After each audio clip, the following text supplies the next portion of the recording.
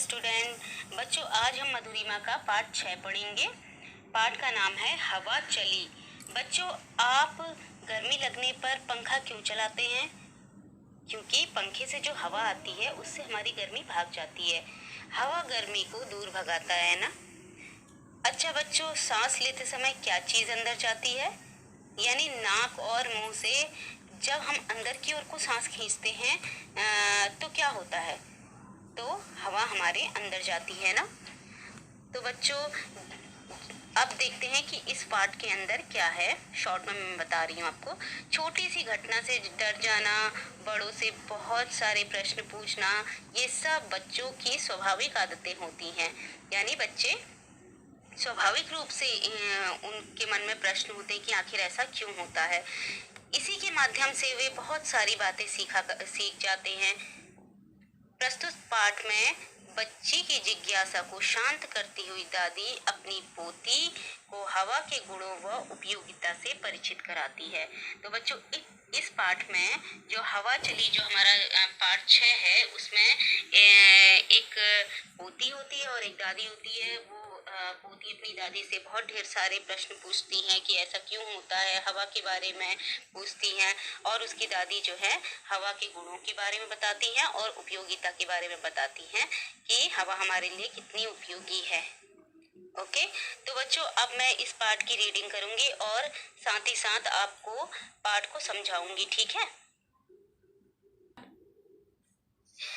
मितिशा दौड़ी दौड़ी आई, दादी की गोद में लेट गई और बोली। मितिशा कह रही है, मितिशा, दादी बाहर बहुत तेज हवा चल रही है। मैं तो डर गई, भागकर आई हूँ। देखिए, दरवाजे और खिड़कियां बार बार फटाक फटाक कर रहे हैं। मितिशा कह रही है अपनी दादी से कि दादी बाहर बहुत तेज हवा चल रही है। बच्चों, आपने भी देखा होगा कभी कभी कि कभी कभी बहुत तेज हवा चलती है, आंधी तूफान आने को होता है। और जब तेज हवा चलती है तो अगर हमारे घर के दरवाजे या खिड़कियां कोई भी चीज खुली होती है तो वो सामान इधर उधर होने लगता है और खिड़की दरवाजे जोर जोर से आवाज करते हैं ना।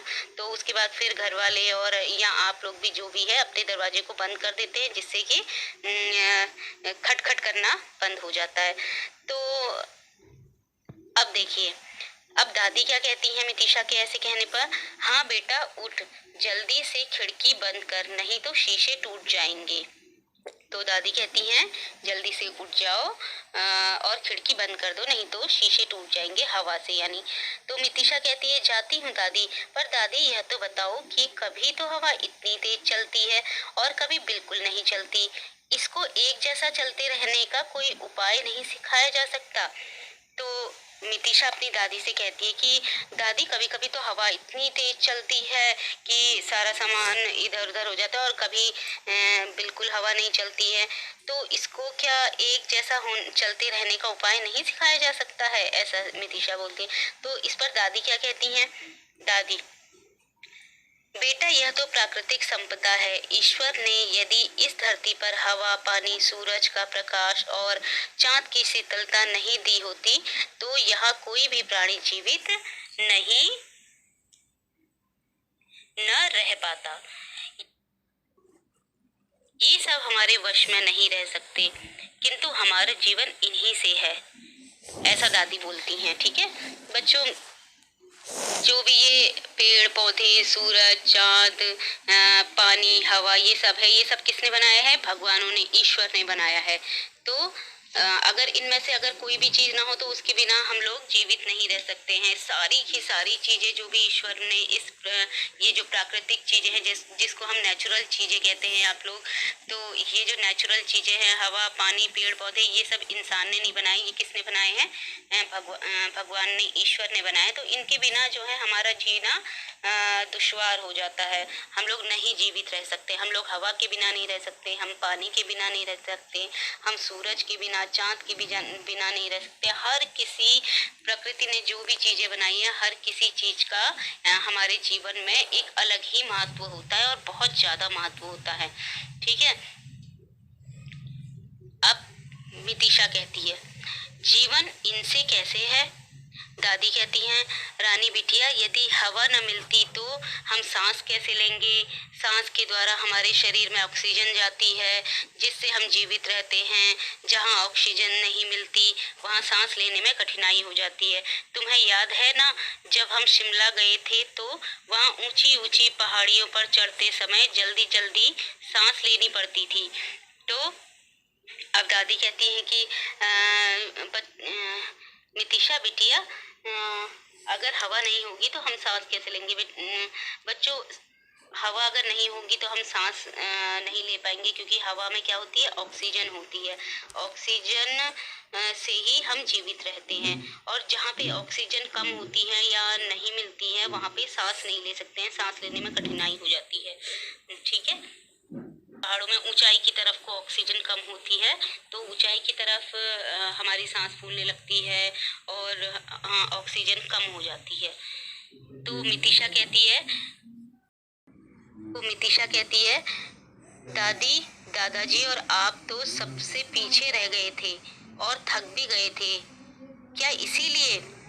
दादी कहती है, हाँ बेटा, अधिक ऊंचाई पर हवा में ऑक्सीजन कम होती है, वहाँ चारों ओर शांति होती है, इसलिए वहाँ हवा की साए साए भी सुनाई दे जाती है।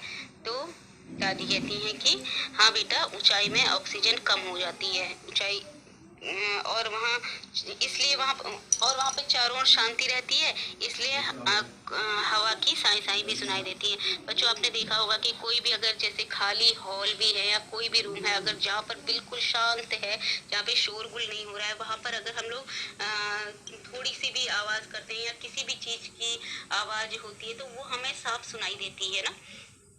तो मितिशा कहती है, अब मितिशा, हाँ दादी, जब मैं पटनी टॉप जा रही थी तो सर साई साई की आवाज से डर गई थी। मम्मी ने समझाया कि डरो नहीं, यह तो हवा की आवाज है। अच्छा दादी, जो भी बताइए कि हवा और क्या क्या काम करती है? तो मितिशा कहती कि हाँ, जब मैं पटनी टॉप जा रही थी तो सर साई साई की आवाज आ रही थी, पेड़ों से आती है ना सर साई साई की आवाज, और जब हवा चलती है तो ऐसी आवाज आती है, तो उससे मैं डर गई थी। तो तेज आवाज आती है, पेड़ों की आती है, सर साई साई की आवाज आती है पहाड़ों की ओर को, तो उससे मितिशा डर गई थी। तो मम्मी ने समझाया कि डरो नहीं बेटा, यह हवा की आवाज है। अच्छा दादी, यह भी बताइए कि हवा और क्या क्या काम करती है? अब मितिशा कह रही है कि दादी जी, मुझे बताइए कि हवा और क्या क्या काम करती है? तो अब दादी कहती हैं, अच्छा, इतनी जिज्ञासा है तो मैं सब बताऊंगी, ध्यान से सुनो। हवा को अग्नि सखी कहते हैं, क्योंकि बिना हवा के आग नहीं जल सकती। यह प्रयोग करके देख लेना कि यदि मोमबत्ती जलाकर उसे जार से इस प्रकार ढक दो कि हवा अंदर न जाने पाए तो वह बुझ जाएगी। तो अब दादी जी कहती हैं कि अच्छा, तुम्हें बेटा इतनी जिज्ञासा है तो मैं तुमको हवा के बारे में सब बताती हूँ। तो हवा को अग्नि सखी भी कहते हैं। अग्नि सखी मतलब अग्नि की सहेली, अग्नि मतलब आग, ठीक है, क्योंकि बिना हवा के आग नहीं जल सकती है। आपने देखा होगा बच्चों, कहीं पर हल्की सी भी एक चिंगारी होती है, अगर हम उसमें ऐसे फूंक मारते हैं, ऐसे हवा से उसको फूंकते हैं तो वो चिंगारी जो है वो आग ज्यादा फैलने लगती है, ऐसा आपने देखा होगा ना। तो और अगर बिना हवा के भी जो है बिना हवा के आग नहीं जल सकती है। अब आप लोग भी ऐसा प्रयोग करके देखिएगा एक बार, ठीक है, कि यदि मोमबत्ती जलाकर उसे जार से इस प्रकार ढक दे कि हवा अंदर बिल्कुल न जाने पाए तो वह बुझ जाएगी। मितिशा कहती है, दादी मैं अभी जाकर यह प्रयोग करूंगी। दादी कहती है, ठहर, पहले मेरी पूरी बात तो सुन, फिर प्रयोग करना। हवा में बड़ी शक्ति है, साइकिल, मोटर और बस के टायरों में भी हवा से भरी हुई ट्यूब होती है। तो जो बच्चों, जो साइकिल और मोटर, जो हमारी गाड़ियां होती है, बस के टायर वगैरह होते हैं, साइकिल के टायर होते हैं, गाड़ियों के टायर होते हैं, जो है उनमें भी उनकी ट्यूब भी हवा से भरी रहती है। अगर उसमें हवा नहीं होती है तो वो नहीं चल पाती हैं। हवा ही सागर से बादलों के रूप में नमी लेकर वर्षा करवाती हैं, जिससे धरती हरी भरी रहती है। बच्चों, जो हवा होती है वो जो हमारा समुद्र होता है, पानी होता है, नदी होती है, इन जगहों से वाष्प के रूप में हवा जो है बादल बनाती है, जिससे कि वर्षा होती है। ठीक है। अब मितिशा कहती है, आप तो बस हवा के गुण बताए जा रही हैं, इसमें कोई अवगुण भी तो होगा। तो मितिशा कह रही कि आप तो बस गुण ही गुण बताए जा रही हैं, इसमें कोई ऐसी भी तो चीज होगी, अवगुण भी तो होगा, कोई खराब चीज भी तो होगी मतलब। तो दादी कहती है, अवगुण उसमें स्वयं नहीं है, हम उसे अवगुण युक्त बना देते हैं। कैसे? अब दादी कहती है कि हवा में कोई अवगुण नहीं है, लेकिन जो इंसान है वो जो है अपने कामों से, अपनी सुविधाओं के लिए जो है हवा को भी और अवगुण युक्त बना देती है, यानी कि दुष्प्रभाव फैलाने वाला बना देती है। तो अब दादी क्या कहती हैं, गंदी चीजों के जलने, कल कारखानों के गंदे धुएं आदि से हवा। तो अब दादी क्या कहती हैं, गंदी चीजों के जलने, कल कारखानों के गंदे धुएं आदि से हवा दूषित हो जाती है। तो तब यह विषैली बन जाती है। ऐसी हवा में सांस लेने से हमारे स्वास्थ्य पर बुरा प्रभाव पड़ता है। इसी हवा से संक्रामक रोग फैलते हैं, जैसे जुकाम, फ्लू, चेचक आदि। लेकिन प्रकृति के अन्य तत्व जैसे सूर्य की तेज किरणें हवा में फैले इन संक्रामक जीवाणुओं को जला देते हैं। बच्चों, जहाँ भी गंदी गंदी चीजें जलती हैं, और जैसे अगर प्लास्टिक, पॉलीथीन, कूड़ा करकट कहीं पर अगर जलती हैं, तो आपने देखा होगा कि वहाँ से अजीब टाइप की बहुत ही गंदा धुआं निकलता है, और जो है चारों ओर बहुत बुरी स्मेल आती है, बहुत दुर्गंध आती है। और कल कारखाने, जहाँ पे कारखाने वगैरह होते हैं, वहाँ पर भी आप लोगों ने काला काला धुआं देखा होगा। जब गाड़ियाँ चलती है तब भी आपने काला काला, जहाँ बहुत ढेर सारी गाड़ियाँ चलती हैं, वहाँ पे पूरा वातावरण जो है चारों ओर का बिल्कुल दूषित हो जाता है, चारों ओर धुआं धुआं हो जाता है, और जो है सांस लेने में तकलीफ होती है, उसकी हवा विषैली हो जाती है।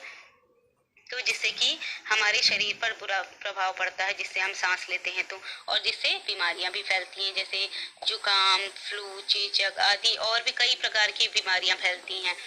और जो सांस वाली दमा, और जिसको अस्थमा की प्रॉब्लम होती है, जिन लोगों को सांस की परेशानी की बीमारी होती है, उनके लिए तो बहुत ज्यादा हानिकारक होती है, उनका दम घुटता है और वो सांस नहीं ले पाते हैं। जैसे सूर्य की तेज, और जो सूर्य की तेज किरणें होती हैं, मतलब धूप होती है, तो वो इन संक्रामक जीवाणुओं को जला देती है।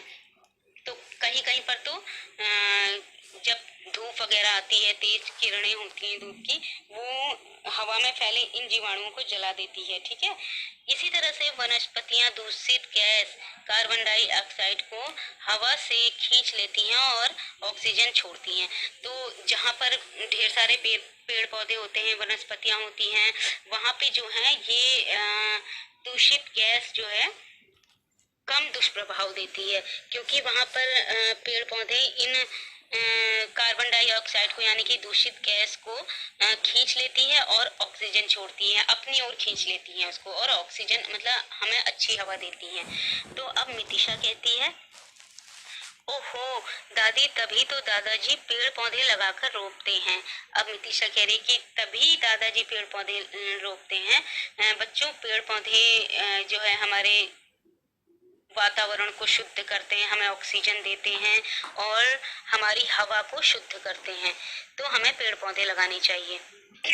अब दादी जी कहती हैं, हाँ बेटा, हम सबको सदा स्वच्छ हवा में रहने का प्रयास करना चाहिए, क्योंकि स्वच्छ वायु ही जीवन दे सकती है। इसको शुद्ध और पवित्र रखना हमारा कर्तव्य है। दादी जी क्या कह रही हैं? हाँ बेटा, हमें हमेशा जो है स्वच्छ हवा में रहने का प्रयास करना चाहिए। हमें कोशिश करनी चाहिए कि हमारा वातावरण जो है स्वच्छ हो, पेड़ पौधे वहाँ पे लगे हों, ऑक्सीजन हमें मिल रही हो। ऐसा हमें ऐसे वातावरण में रहना चाहिए हमें। और हमारा कर्तव्य बनता है कि हम अपने वातावरण को पवित्र और शुद्ध रख सकें। और कैसे रख सकते हैं? पेड़ पौधे लगा के, और धुआं और गंदी दूषित वायु न फैलाकर। अब मितिशा कहती है, दादी आपने तो मेरी आंखें खोल दी, मैं तो हवा के गुणों को जानती ही नहीं थी। अब मैं अपनी सब सहेलियों को इसके बारे में बताऊंगी। अब मितिशा कहती है कि दादी आपने तो मेरी आंखें खोल दी, यानी कि आपने मुझे हवा के इतने ढेर सारे गुणों को बता के मुझे जानकारी दी, यानी कि मुझे पहले तो पता ही नहीं था कि हवा में इतने ढेर सारे गुण होते हैं। अब मैं अपनी सहेलियों को भी इसके बारे में जाकर बताऊंगी। तो बच्चों, इस पाठ से हमें क्या शिक्षा मिलती है कि हवा हमारे जीवन के लिए बहुत ज़्यादा उपयोगी है, अत्यंत उपयोगी है।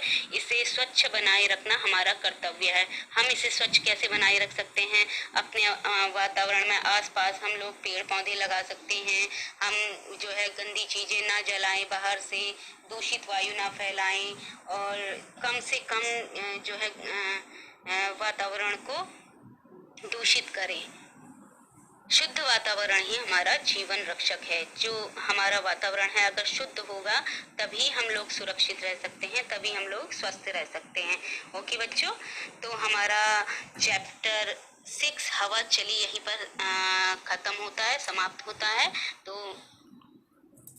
आशा करती हूँ कि आप लोगों को चैप्टर समझ में आया होगा। इसके क्वेश्चन आंसर मैं लिख के PDF दूंगी, आप लोग क्वेश्चन आंसर लर्न करिएगा। ओके, मिलते हैं नेक्स्ट चैप्टर में। Good bye.